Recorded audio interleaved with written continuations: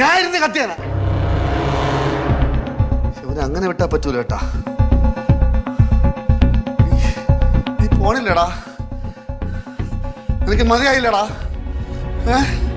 പോടാ, ഇറങ്ങിപ്പോടാ.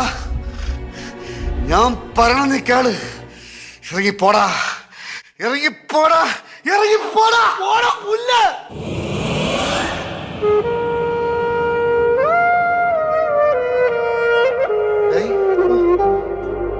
നീ എന്താ പറഞ്ഞ?